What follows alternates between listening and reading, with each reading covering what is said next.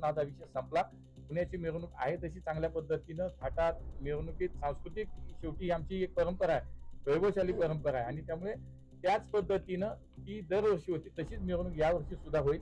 मी या सगळ्या मंडळींना खूप खूप मनापासून धन्यवाद देईन की त्यांनी ह्या आधी सगळ्यांनी एकत्रित बसून भूमिका घेतली. किती वाजता निघणार आहे? ते आता मला मिरवणूक निघावी, मी तुम्हाला ते सांगतो वाद नव्हते, आताही सांगतो वाद नव्हतेच. दोन विचार वेगळे होते, दोन्ही विचार होते ते एकत्र बसल्यानंतर आज मानाच्या गणपतींनी हा विचार केला की त्यांनी मिरवणूक लवकर चालू करायची, त्यामुळे ते 9:30ला ते मिरवणुकीला सुरुवात करतील, पथकांची संख्या कमी करतील, पथकांच्या सदस्य संख्येमध्ये कमी केले जाईल. त्याच्यानंतर कुठेही या सगळ्या मिरवणुकीमध्ये कुठेही स्थिर वादन आता कोणी करणार नाही, त्यामुळे वेळ कमी होईल आणि शेवटी मागे येणाऱ्या मंडळांचा जो क्रम मागच्या वर्षीचा आहे तो तसा क्रम राहील आणि त्यामुळे सगळे मंडळी या सगळ्या निर्णयावरती एकमत झाले. त्यामुळे मला असं वाटतं की जो मार्ग काढायचा होता सगळ्यांनी मिळून ठरवला तो काढला गेलाय.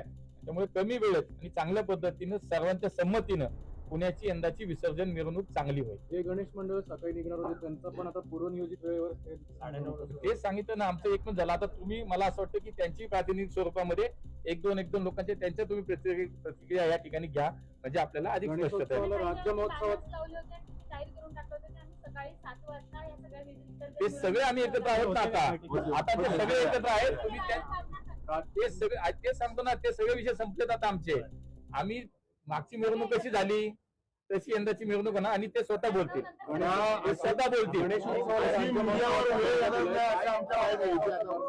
नाही, मला वाटतं सांस्कृतिक मंत्री परवा पुण्यामध्ये येऊन गेले, त्यांनी त्याच्या मागची नेमकी काय कल्पना आहे ती मांडलेली आहे. मला वाटतं राज्याला आज राज्य महोत्सवाचा दर्जा गणेशोत्सवाला दिला ही प्रत्येक पुणेकरासाठी, प्रत्येक गणेशोत्सव मंडळ कार्यकर्त्यासाठी आनंदाची गोष्ट आहे.